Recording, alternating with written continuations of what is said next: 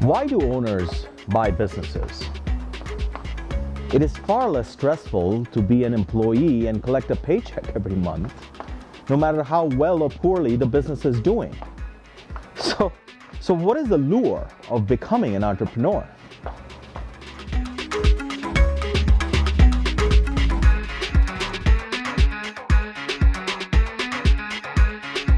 Hi, I am Bharat Kanodia. I tell owners what their business is worth and how to maximize its value. Small business owners have taken the hardest blows from this pandemic. So many businesses are struggling to stay afloat or have closed doors altogether. Today, I want to share with you a story of an entrepreneur who put everything she had on the line to make her dream of becoming her own boss a reality. In November 2019, Jennifer Archey purchased Playful Potter in Reno, Nevada. Jennifer, you met with a financial planner before purchasing the business. What did they say? Yeah, so when we looked at my retirement and savings that I was setting aside, and I was currently setting aside 24% with my current employer, Wow. It was not enough for me to have the retirement life that I wanted, even with me working into my 70s. So that's when I started looking into other options for other revenue streams to allow me to retire earlier and live the life I want to live. So Jennifer, how much time do you spend at Playful Potter? Because this isn't your 9 to 5. You have a day job. Yes. Talk about that a little. So I am a product manager for Intuit. I work 50, 60 hours there a week. And then every moment that I'm not working for Intuit, I am here trying to keep Playful Potter alive. So I work 7 days a week. I think it's been over 3 months since I've had a day off. What's your average week? What, 90, 100 hours? At least. Did it affect you financially, business-wise, when the pandemic hit? Yeah, so on March 18th, the governor issued stay-at-home orders. That meant we had to completely close our business doors. No customers could come inside. I could only offer curbside service. And at that point, I did have some savings built up for the business, but that quickly dwindles when you have expenses. Yeah, so it wasn't real long before I was dipping into my own personal savings to support this business and make sure my employees had their paychecks. Yeah. How much of personal savings have you put into the business so far? About $37,000. And that is in addition to the $80,000 that you paid originally. Correct. What was your plan of action when you heard that there's a complete shutdown for 2 weeks? Yeah, so overnight I took my in-studio only experience and put it completely online so that our customers could actually purchase their pottery online and take it home and paint from home.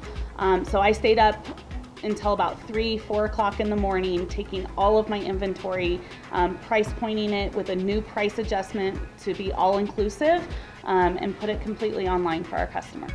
Redid the pricing, redid the branding, everything online. Yes. Fantastic. And what happened after the first 2 weeks?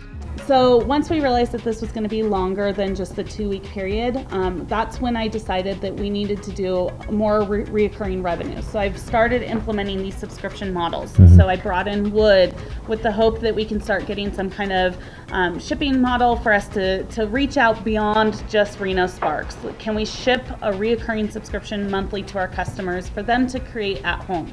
So it solves 2 purposes. One is for our customers to have something to do while they're locked in their home, and 2, help us sustain ourselves through the pandemic. There are over 7,000 art and pottery stores in America, making $3 billion in annual revenue and employing 22,000 people. The membership plans alone can cover the $8,000 in monthly expenses that Playful Potter needs to keep the shop running and the employees paid. Ideas that you have to implement to sustain this revenue moving forward? Yeah, so that's where I'm really leaning in on the subscription models. So we've got the wood. I am trying to figure out, is there a way for me to do the bisque where I can send it to customers, they go ahead and glaze it, then send it back to me, I throw it in the kiln, and then send it back to the customer, or even my Clay to the Rescue subscription, where you can create your own mold. And we would also be able to fire that for the customer as well. So it's really around those subscriptions and that reoccurring revenue. Additionally, if Jennifer decides to sell the business, a new owner will be far more interested in purchasing the shop if they see recurring revenue. Jennifer, you've done a great job of pivoting and making things happen during the pandemic. What are your suggestions to other entrepreneurs who are in a similar situation? Yeah, so definitely don't wait.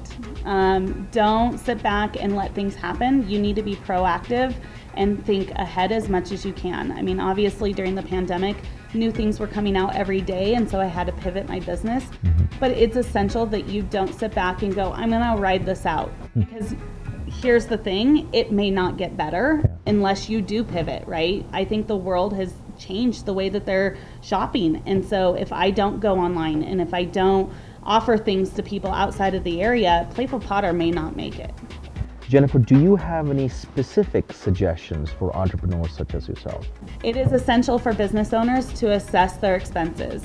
Not only has my expenses gone up for the product itself, but my expenses for keeping my studio safe and sanitized have gone up significantly. So if I don't assess that and increase my prices accordingly, again, it would definitely hurt my bottom line.